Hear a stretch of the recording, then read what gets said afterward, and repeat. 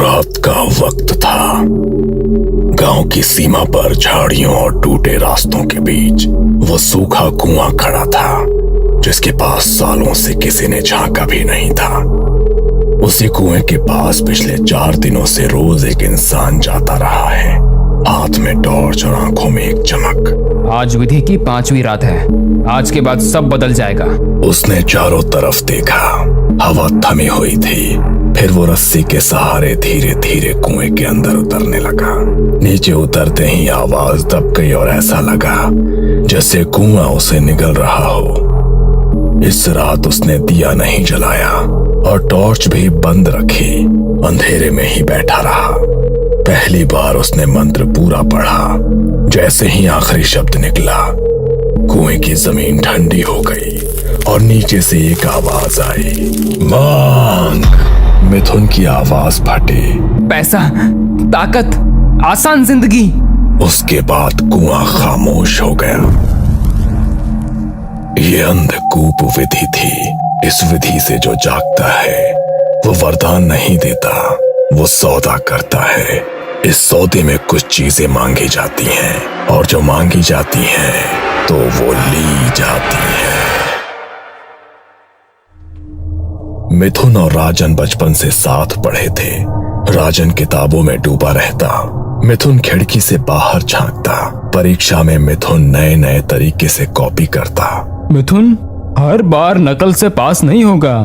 अरे यार, दिमाग का सही उपयोग शॉर्टकट निकालना है। समय बीतता गया। राजन की सरकारी नौकरी लगी, शादी हो गई, जिंदगी सधी हुई सी हो गई। मिथुन कभी नौकरी करता, कभी छोड़ देता। नौकरी गुलामी है, जुगाड़ से पैसे कमाने में मजा है। धीरे धीरे मिथुन शराब पीने लगा, पैसे उड़ाने लगा, कभी माँ से, रिश्तेदारों से तो कभी दोस्तों से। एक दिन अचानक उसकी माँ गुजर गई। रिश्तेदारों ने भी मुंह फेर लिया, दोस्त भी दूर हो गए, सिर्फ राजन बचा। राजन हर बार उसे पैसे देता, कभी सवाल नहीं करता। एक दिन राजन खुद मिथुन के घर आया। सच बता, ये पैसे कहाँ जाते हैं? मिथुन मुस्कुराया। अंधकूप क्रिया कर रहा हूँ। राजन चौंक गया। ये सब ढोंग है मिथुन। अखबार में कहानियां छपी हैं, लोग अमीर हो गए हैं इस क्रिया से।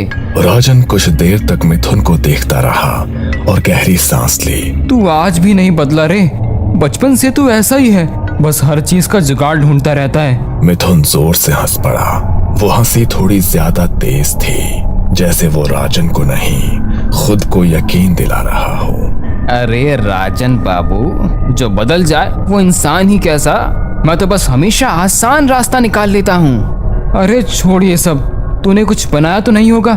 चल मैं तुझे खाना खिलाता हूँ। दोनों घर से निकले, पास के पुराने होटल में जाकर बैठे। खाना आते आते बातें अपने आप पीछे चली गई। स्कूल के दिन, वो सपने जो तब बहुत आसान लगते थे। खाना खत्म होते होते मिथुन फिर उसी विषय पर लौट आया। राजन, ये अंधकूप क्रिया कोई नई चीज नहीं है, ये सदियों पुरानी विधि है। फिर वही? अरे सुन तो सही, ये क्रिया सूखे कुएं में की जाती है, बस 5 दिन और इंसान की सारी इच्छाएं पूरी। राजन चुपचाप सुनता रहा। कुछ ही दिनों में सब ठीक हो जाता है। पैसों की दिक्कत, काम की टेंशन, सब खत्म।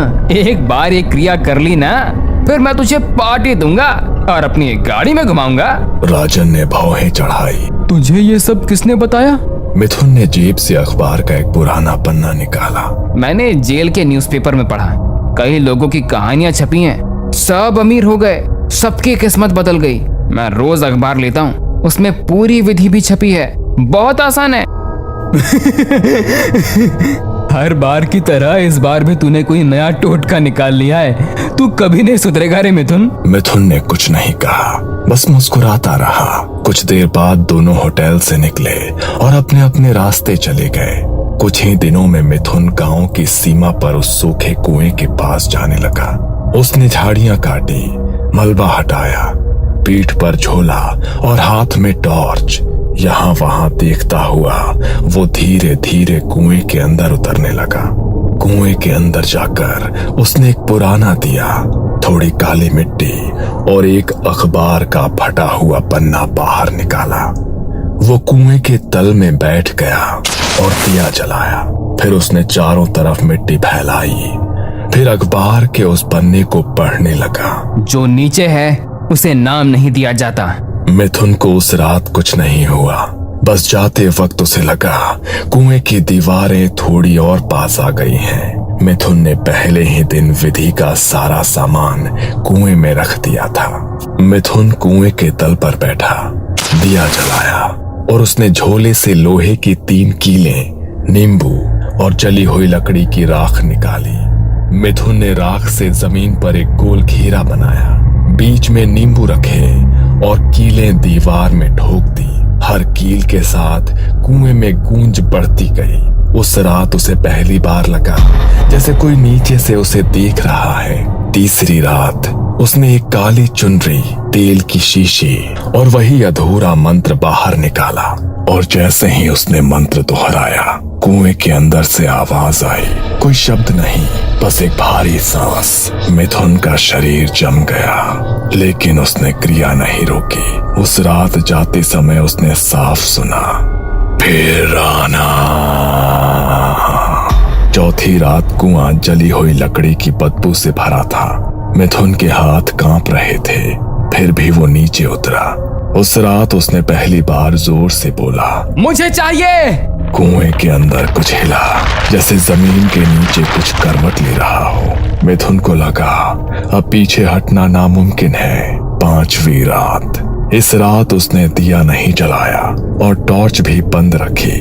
अंधेरे में ही बैठा रहा। पहली बार उसने मंत्र पूरा पढ़ा। जैसे ही आखिरी शब्द निकला, कुएं की जमीन ठंडी हो गई और नीचे से एक आवाज आई, मांग।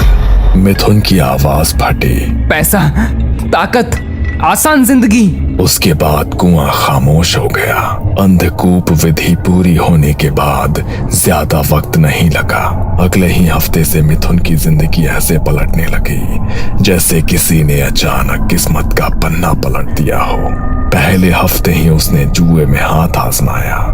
वो जो हमेशा हारता था, उस दिन लगातार जीतता गया। एक दांव, फिर दूसरा, फिर तीसरा। लोग हैरान थे, मिथुन खुद भी हैरान था। कुछ ही दिनों बाद एक लॉटरी का टिकट लगा, फिर दूसरी, फिर तीसरी। इतना पैसा जिसे उसने कभी एक साथ देखा भी नहीं था। और अजीब बात ये थी कि मिथुन ने मेहनत कुछ भी नहीं की थी। पैसा खुद चलकर उसके पास आ रहा था। फिर बड़े काम मिलने लगे। कोई जमीन बिकवाना चाहता था, किसी की पुरानी हवेली का सौदा था, किसी की कब्जे की जमीन खाली करवानी थी। जहां दूसरे लोग महीनों अटक जाते, वहां मिथुन 2 बातों में काम निपटा देता और हर सौदे के बाद पैसा मिलता, ढेर सारा पैसा। कुछ ही महीनों में उसने नया घर बनवा लिया। पुराना टपकती छत वाला मकान अब सिर्फ याद बन चुका था। नया घर, ऊंची दीवारें, चमचमाता फर्श और ऐसी छत जो ऊपर देखकर दिखाई भी ना दे। फिर एक दिन नई गाड़ी खरीद ली। उसी गाड़ी में बैठकर मिथुन राजन के घर पहुंचा। इंजन की आवाज सुनकर राजन बाहर आया। देखा, कहा था ना, सब हो जाएगा। राजन मुस्कुराया। वो खुश था, सच में खुश, लेकिन दिल के किसी कोने में एक अजीब सी घबराहट थी। राजन उसे घर के अंदर ले गया, चाय बनाई। ये पहली बार था जब मिथुन राजन के घर आया था। चाय पीते पीते मिथुन ने कहा, राजन, तू और भाभी संडे को मेरे घर खाना खाने आओगे? कोई बहाना नहीं चलेगा? राजन ने मुस्कुराकर हाँ कर दी। संडे को राजन और उसकी पत्नी काजल मिथुन के घर पहुंचे। गाड़ी गेट के अंदर घुसी तो राजन की आंखें खुली रह गई। उसके मन में एक ही बात आई, कहाँ वो पुराना घर और कहाँ ये आलीशान महल?